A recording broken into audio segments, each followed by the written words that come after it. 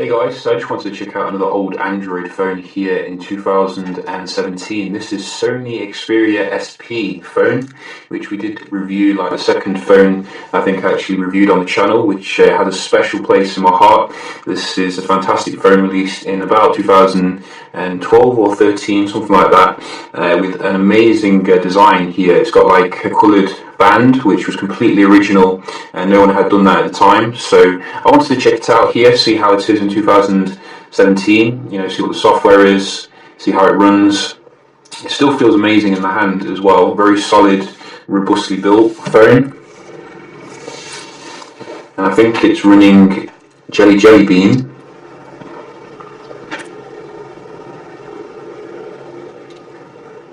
With 8 gigs internal storage and a Snapdragon S4 processor, S4 Play I think.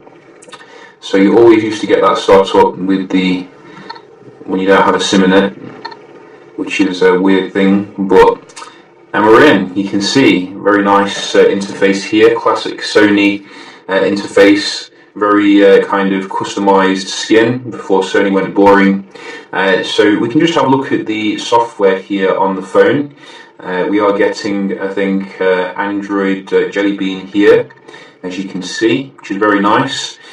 We also, as I said, did get that amazing kind of feature on the phone with the light effects. So they came on basically when you had different stuff going on, like if you had a SMS, you could choose it to be white or green or something. You also could do it when you're playing music, etc. So let's just give it a try here and see if we can get them to turn on. So I think if you change the theme, as I remember, they will come on. So let's go to a red one. There you go. Nice.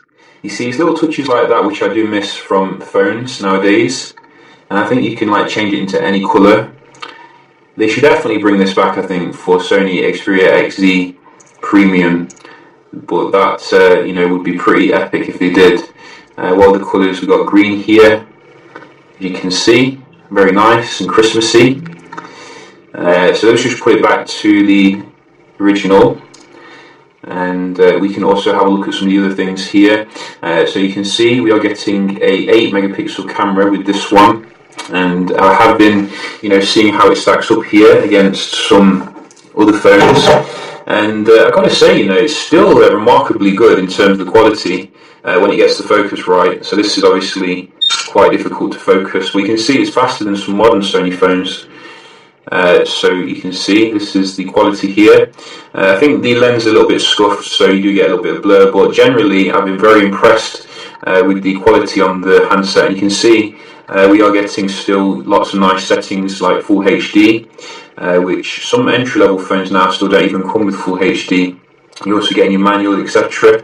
Mode, which is nice.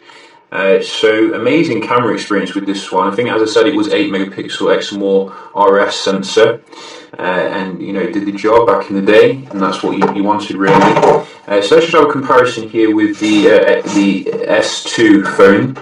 I nearly called it the S8 then, honestly. Let's just see, how the software does compare here. So obviously I think we have checked this out already and saw that Samsung just stopped updating it at 4.1.2. How pathetic. And this was a flagship phone. You can see Sony's much ahead of the ball here, updating to 4.3 even for a mid-range phone.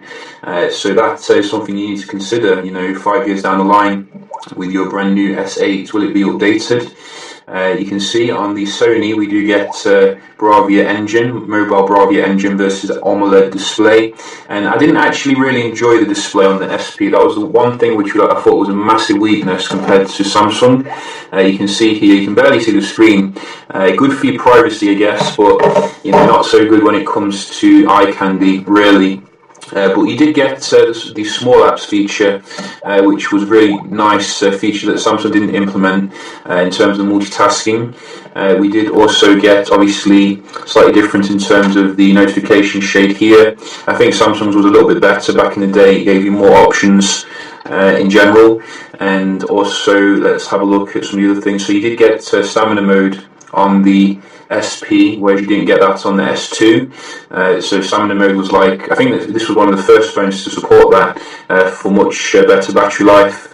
You also had your Sony suite of apps in there, like the Walkman app, which made Samsung's kind of wallpaper, music app, look a little bit boring in comparison. I mean, you had so many different settings here in terms of the sound enhancements compared to Samsung's, which were a little bit basic in comparison. So, Sony was ahead of the game back then when it came to, delivering a nice smartphone experience. They were a bit behind when it came to the screen. They've definitely caught up now when it comes to the screen, but I think generally they need to re-implement some of these nice touches here in terms of design, make a pocketable flagship. I think we are getting an XZ compact due soon, but nothing's been completely confirmed yet. Oh yeah, and you did actually get a shutter button as well, which I nearly forgot that, which was very useful actually, to go into the device very quickly and take your shot. So that's all working, as you can see. So a trip down memory lane here for those of you who enjoyed the SP. I certainly did. A bit weird for the charging place here, but yeah, just a quick little video here. Hope you find it helpful and enjoyable, and I'll see you in the next one. Cheers.